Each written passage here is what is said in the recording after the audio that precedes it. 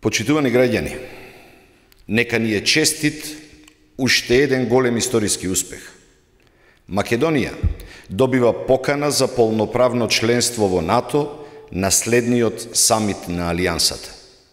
Горди сме, Македонија, 30-та земја членка на НАТО, македонското знаме на 30-тиот јарбол пред седиштето на Алијансата. По неодамнешното добивање на датум за преговори со ЕУ, ова е уште едно големо признание за нашите граѓани, за нашата татковина.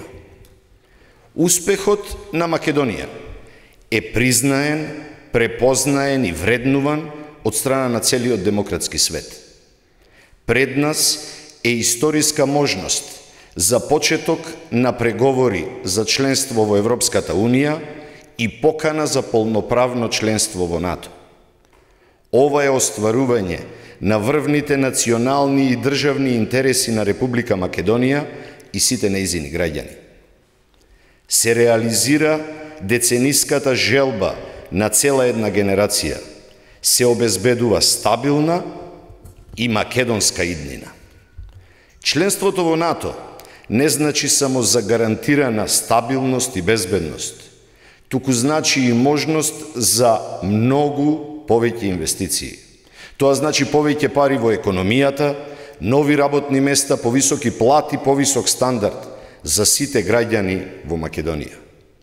За само една година, владата предводена од Социјалдемократскиот сојуз на Македонија врати земјата на евроатланскиот пат и покажа капацитет за реформи и решавање на отворените прашања во интерес на сите граѓани. Како сериозна и државотворна партија, преку одговорна и посветена работа ги остваруваме стратешките интереси. Се обврзуваме успешно да ја завршиме сета домашна задача. Се потврдува дека договорот со кој се решава 25 годишниот спор со Грција е патриотски чин. Го зајакнува и гарантира македонскиот идентитет и јазик и ги отвара вратите за влез во ЕУ и НАТО. Почитувани граѓани, дојдовме на прагот на Европската Унија и НАТО. Се случуваат историски моменти што на подобро ја менуваат иднината на нашата држава. Да ја искористиме шансата што е пред нас. Заради нашата држава и заради иднината на следните генерации, да кажеме да за влез на Македонија во НАТО, да кажеме да за ЕУ, да кажеме да за македонската иднина. Ви благодарам. Повелете прашања.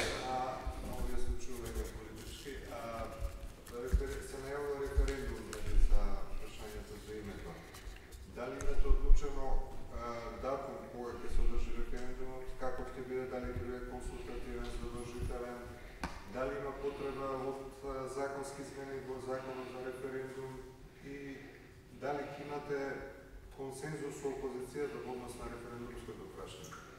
Ќе почнам од крајот. Правиме се да имаме консензус.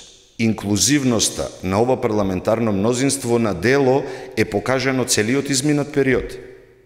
Датумот на референдумот зависи од процедурите кои се потребни, кои се законски, обврзувачки за околу промена на Уставот, во случај народот да го изгласа тоа, зашто сум силно убеден, водејќи сметка дека е дел од начинот на пристап и кон Европската Унија и кон НАТО алијансата. Датумот би требало да се определи на таков начин. Во секој случај, јас силно верувам во убеденоста на македонските граѓани за подобра иднина и во моментов, меѓутоа и за идните генерации.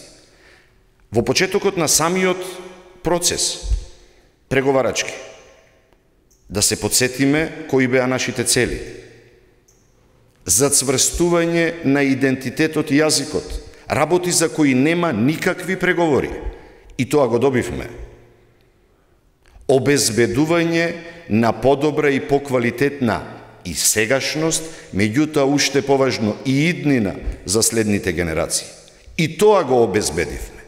Сметам дека сите лажни вести, сметам дека сите насочувања во погрешна насока на моменталната ситуација се контрапродуктивни не само за овој момент, туку и за целосната иднина на оваа држава и на граѓаните кои живеат во неа. Убеден сум дека граѓаните ќе го препознаваат моментот и кога и да се случи референдумот, ќе го зграпчат овој исклучително важен момент. Ви благодарам, повелете.